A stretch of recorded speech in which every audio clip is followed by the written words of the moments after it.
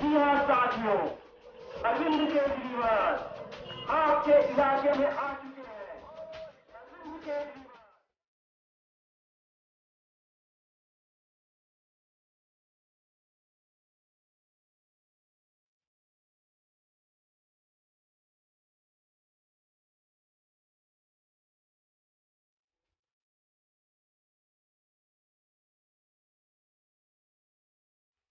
के खिलाफ देश की सबसे मजबूत आवाज अरविंद केजरीवाल। जी हाँ, अरविंद केजरीवाल आपके इलाके में आ चुके हैं। अरविंद केजरीवाल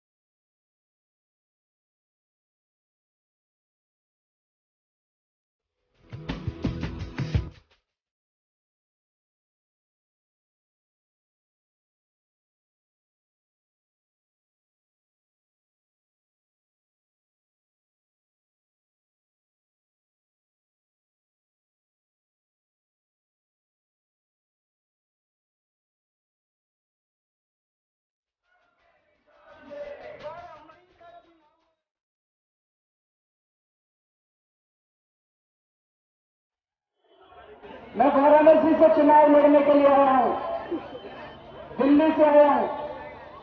तो एक मन में प्रश्न उठता है सबके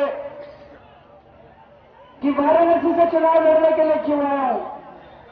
दोस्तों, अगर मेरे को केवल सांसद बनना होता, संसद में जाना होता, एमपी बनना होता, तो मैं दिल्ली से चुनाव लड़ लेता, किसी भी सीट से चुनाव लड़ता, चुनाव जीत जाता। वाराणसी से चुनाव लड़ने के लिए क्यों आया हूं? वाराणसी की जनता से अपील करने के लिए आया हूं कि अगर आपने नरेंद्र मोदी जी को जिता दिया तो नरेंद्र मोदी जी देश को उठा के कुछ अंबानी और अडानी को बेच डालेंगे। दोस्तों, आप लोगों को देश को बचाने की अपील करने के लिए आया हूं। आप लोगों से देश को बचाने की अपील करने के लिए आया हूं। अभी आप लोगों ने देखा चारों तरफ होर्डिंग लगे पड़े हैं जी, चारों तरफ अब की बार मोदी सरकार, इतने बड़े बड़े होर्डिंग देखिए आप लोगों ने सबने। और केवल बनारस में नहीं लगे पड़े, पूरे देश में कहीं चले जाओ, किसी गांव में चले जाओ, पूरे देश में कोने कोने में होर्डिंग लगे पड़े हैं। दिल्ली में, बंबई में, कलकत्ते में, चेन्नई में, अहमदाबाद में, इलाहाबाद में, बनारस में, पूरे देश में नरेंद्र मोदी जी के होर्डिंग लगे पड़े हैं। अब की बार मोदी सरकार। कहां से आएगी इतने पैसे? एक एक होर्डिंग के 3-3 लाख रुपए लगते हैं। कहां से आए इतने पैसे? अखबार उठा लो, हर अखबार में हर रोज 6-6 पन्नों के एडवर्टाइजमेंट आ रहे हैं, इनके बड़े बड़े एडवर्टाइजमेंट आ रहे हैं। देखिए आप लोगों ने सबने पैसे, रोज इनके एडवर्टाइजमेंट आ रहे हैं। टीवी खोलो, टीवी के अंदर इनके एडवर्टाइजमेंट आ रहे हैं। अखबार में आया था 5,000 करोड़ रुपए खर्च कर रहे हैं नरेंद्र मोदी, 5,000 करोड़ रुपए। कहां से आ रहे हैं भाई साहब इतने पैसे? कौन दे रहा है इतने पैसे? वही लोग दे रहे हैं जिनको 1 रुपए मीटर की जमीन दी थी इन्होंने, जिनको गुजरात में 1 रुपए मीटर की जमीन दी थी, वही मोदी को पैसे दे रहे हैं। जो भी मोदी जी को पैसे दे रहे हैं 5,000 करोड़, भाई साहब चुनाव के बाद 5 लाख करोड़ तो निकालेगा। गलत तो नहीं कह रहा जी? पीछे वाले बताना जरा, गलत तो नहीं कह रहा?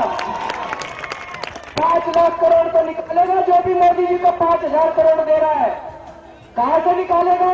आपकी जमीनें छीनी जाएंगी। ये गंगा की सफाई कागजों में होगी बस, वाराणसी की सड़कें कागजों में बनेगी बस, वाराणसी में सीवर कागजों में बनेंगे बस, तभी 5 लाख करोड़ निकलेंगे, नहीं तो 5 लाख करोड़ कहां से निकलेंगे?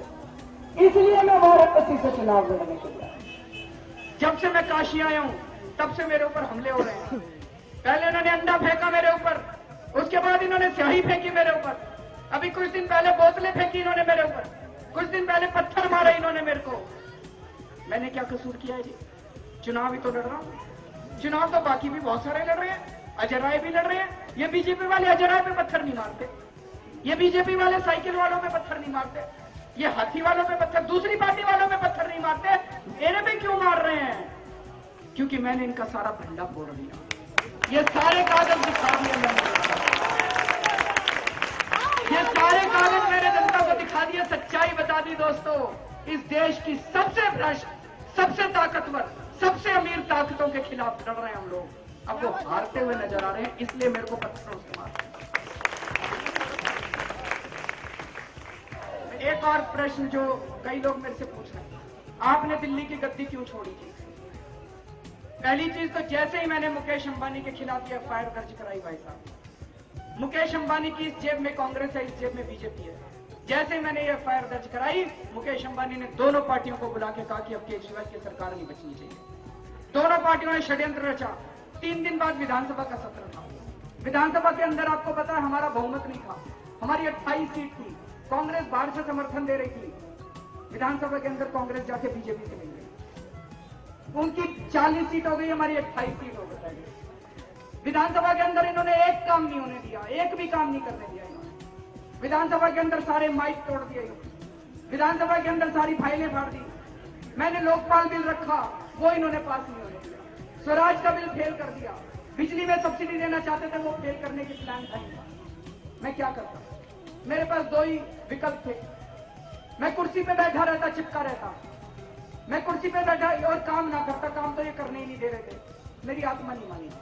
मेरी आत्मा ने कहा अरविंद इस्तीफा दे दे, बाहर जा और जनता को क्या भैया अब 28 सीट से काम नहीं चलेगा, 50 सीट दो तो मैं आगे काम करके दिखाऊंगा।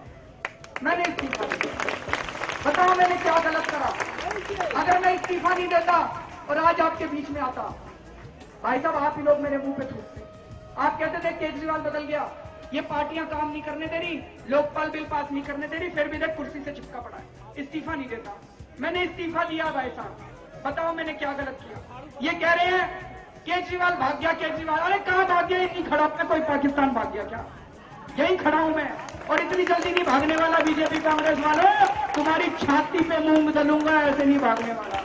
तुमको तुम्हारा पीछा नहीं छोड़ने वाला, इतनी जल्दी तुम्हारा पीछा नहीं छोड़ता मैं, इतनी जल्दी नहीं पीछा छोड़ता। और आप ही लोग बताओ, एक चपरासी की कुर्सी नहीं छोड़ी जाती जी, मुख्यमंत्री की कुर्सी छोड़ने के लिए कलेजा चाहिए, कलेजा। 56 इंच की छाती से काम नहीं चलता, कलेजा चाहिए, कलेजा। दोस्तों फिर भी मेरा ये कहना है, इस पे 2 राय हो सकती है। कुछ लोग कहते हैं भाग गया, कुछ लोग कहते हैं छोड़ दिया, पैसे तो नहीं खाए, नहीं जी, भ्रष्टाचार तो नहीं करा, इस्तीफा ही दिया है, पैसे तो नहीं खाए, भ्रष्टाचार तो नहीं करा। अरे ये तो देश लूट के बैठे हैं, फिर भी कुर्सी नहीं छोड़ते। अगर आपने आज, आपके पास 2 विकल्प है जी, एक केजरीवाल है जिसके ऊपर एक ही आरोप लगा रहे हो, आपकी कुर्सी छोड़ दी, कुर्सी छोड़ दी, असूलों पे कुर्सी छोड़ी है। लाल बहादुर शास्त्री थे, रेल मंत्री थे देश के, एक ट्रेन का एक्सीडेंट हुआ, उन्होंने इस्तीफा दे दिया। हम लोग कहते हैं कि लाल बहादुर शास्त्री भागते थे, गर्व होता है हमें लाल बहादुर शास्त्री के ऊपर कि असूलों की राजनीति की थी। हमने भी असूलों की राजनीति की, असूलों की वजह से इस्तीफा दिया। आपके पास 2 विकल्प है जी, एक नरेंद्र मोदी और एक अरविंद केजरीवाल। नरेंद्र मोदी जो कि गुजरात को उन्होंने उठा के मुकेश अंबानी को दे दिया, मुकेश अंबानी के लिए गैस के दाम बढ़ाना चाहते हैं। अरविंद केजरीवाल जो गैस के दाम कम करने के लिए लड़ाई लड़ रहा है। नरेंद्र मोदी जो मुकेश अंबानी की सेवा के लिए कुछ भी कर सकते हैं, उसके एजेंट के रूप में काम कर रहे हैं। अरविंद केजरीवाल जो मुकेश अंबानी के खिलाफ एफआईआर करने की हिम्मत रखता है। चुनाव आपको करना है।